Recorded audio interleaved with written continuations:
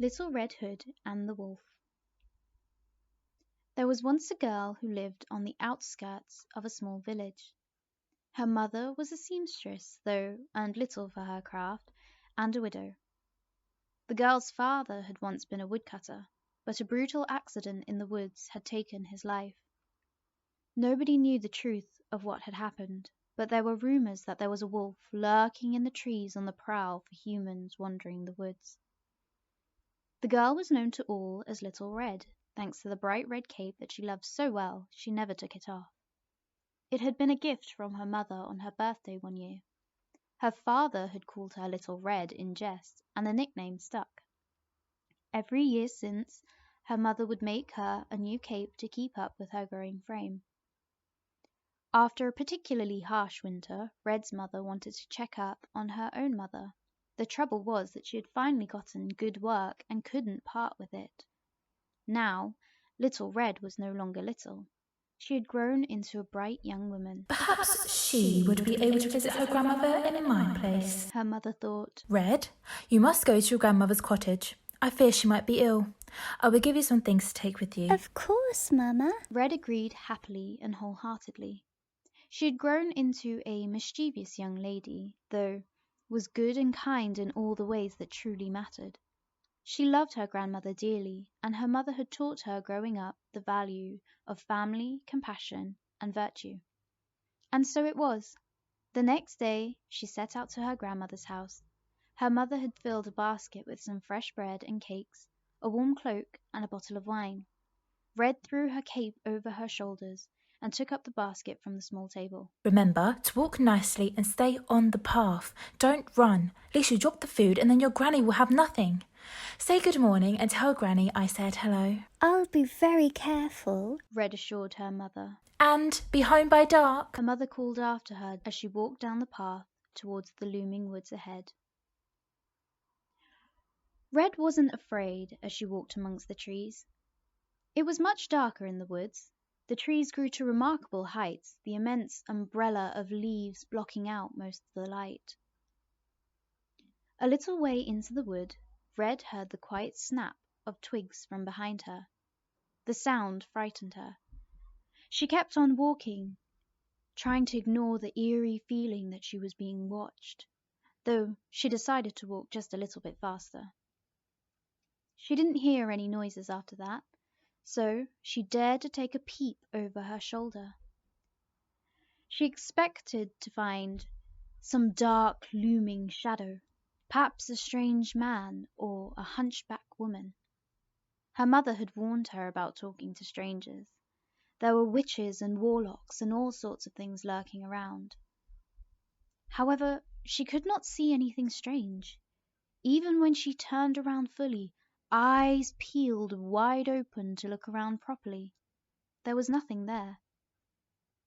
Red felt silly. Of course there was nothing there. There was nobody else but her in the woods. She turned back, relief flooding her for not much longer than a split second.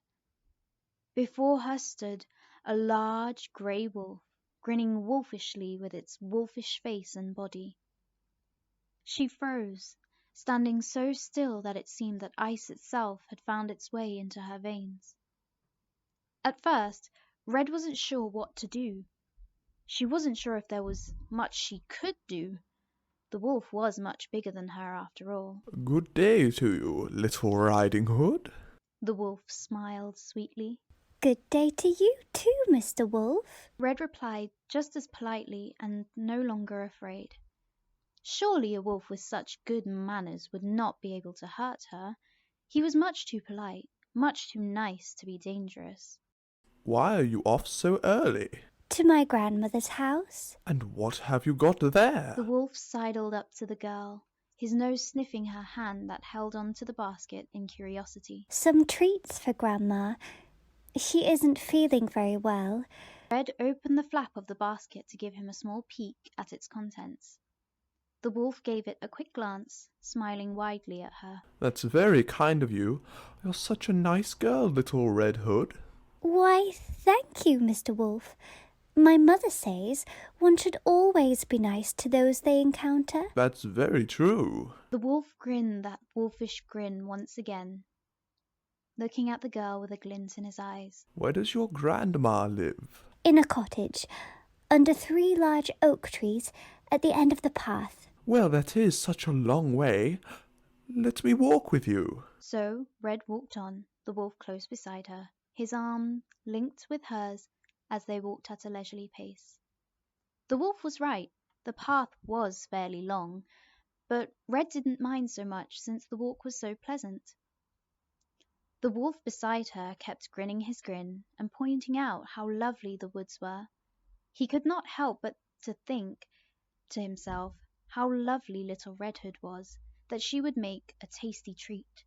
At first he thought, It would be best to wait until Red leaves. Then I can gobble up her grandmother. but then he thought, But how much sweeter would it be to have them both? to do so he had to be cunning. They passed by a small glade between the trees, filled with bright, beautiful flowers. There were no trees there to hide the smiling sunbeams illuminate emerald green grass and the rainbow of flowers. The wolf paused, stopping Red in her tracks. Look how pretty those flowers are, and how sweetly the birds are singing. We've been walking for such a long time. Perhaps you should rest. The wolf tempted her with a sickly sweet smile and even sweeter words. Oh, I mustn't. Red shook her head. Mother said not to stray from the path. But the path is right here. You aren't really disobeying your mother if you can still see it. The wolf persuaded. I suppose you're right. Red relented. The wolf was right. The flowers were pretty and the birds sang sweetly, and she did feel a little tired. Granny might quite like some flowers, and it's nowhere near dark. I could stop for a moment or two. So Red stopped to pick some flowers. Each time she would pick her favorite, she would see another not too far ahead, just as pretty that she knew her grandmother might like, so she would rush ahead. She didn't even notice that she had lost sight of the path and she was going deeper into the woods. As Little Red amused herself with her flower picking, the wolf grinned a sneaky grin. He left her in the glade, travelling down the path until he came across the oak trees and the small cottage that Little Red Hood had said was her grandmother's home. The wolf took a look around, peering into one of the windows. He couldn't see much, but managed to make out a frail old woman sitting in her bed. He strode up to the door, the wooden frame just slightly taller than he was. The wolf knocked. Oh, Granny, please let me in. Who is it? A frail, wispy voice called out from inside. It's, it's Little Red. I have some treats for you since you are unwell. Oh, Red, come in, dear. The grandmother called out. I am too weak to get up. The wolf opened the door, and as fast as lightning and without saying another word, he went to the grandmother's bedside and devoured her whole. All that was left was her little pink bonnet, which the wolf hastily put on. He drew the curtains closed and climbed into her bed. Red, when she had no more space for any more flowers, decided it was about time she went on her way to her grandmother's house. It took her some time to find the path again. All the while she couldn't help but grumble. Oh, that mean old wolf! First he distracted me, then he left me. She sighed a little sigh before taking up her basket and following the path. Never mind him. I must go quickly to Granny's house. She will be very glad to see me, I hope. When she came upon her grandmother's house, she was surprised to find that the door was already wide open. Red immediately felt a pit of unease growing within her, like a snake uncoiling and gearing up to strike in the pit of her stomach. Red called out to her grandmother. Good afternoon, Grandmother. She heard no response, so she rested her basket down on the small table and pulled back the curtains. There in her bed lay her grandmother, covered with her blanket all the way up to her hairy chin, and her nightcap pulled so far down her face it was hardly visible at all. Red thought the whole thing was peculiar. Wow, grandmother, She said as she came closer to inspect her grandmother. what big ears you have. All the better to hear you with, my dear, Came the reply. Only Red couldn't help noticing that the voice didn't sound like her grandmother. But, grandmother, what big eyes you've got. all the better to see you with, my dear. But, grandmother, what big hands you have. Red knew for certain that this was not her grandmother. In fact, it seemed to remind her of the very same wolf she had been with earlier that day. She passed by her grandmother's knitting basket, managing to pull out a pair of large silver scissors and hide them behind her back. She needed to be prepared to protect herself if she needed to. The only question that plagued her was, where was her grandmother? All the better to hug you with. The wolf grabbed her faster than she could react, pulling her closer in a dangerous hug. Oh my! Grandmother, what big terrible teeth you have. All the better to eat you with. Before he had even finished speaking, the wolf had gobbled down Little Red Hood.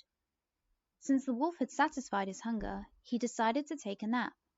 He fell asleep, snoring very loudly. His snoring was so loud, Red could hear it from inside of the wolf's stomach. Red was afraid. Inside the wolf's stomach was dark and cramped. She felt around for the scissors that he had swallowed with her, but instead she found the frail hand of her grandmother. The older woman squeezed her hand comfortingly, which was all Red needed to rekindle her desire to get out. With her grandmother's help, she was able to find the scissors, and with a grunt she slashed at the wolf's stomach from the inside, piercing through the flesh and fur until she reached the outside world. She tore a hole in his stomach large enough for her and her grandmother to fit through and climbed out. The wolf still slept soundly, and Red knew that he would try to run if she did not do something, so she took up some heavy stones and filled the wolf's stomach. When the wolf woke up to a very angry Red and an even angrier grandmother, he tried to run, but the stones were so heavy that he fell and died instantly. Both Little Red and her grandmother were happy that they were alive.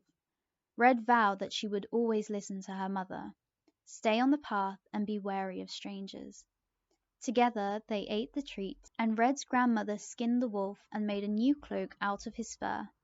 Red loved the cloak. I will wear this cloak every day as a reminder that danger can lie behind pretty words and kind eyes.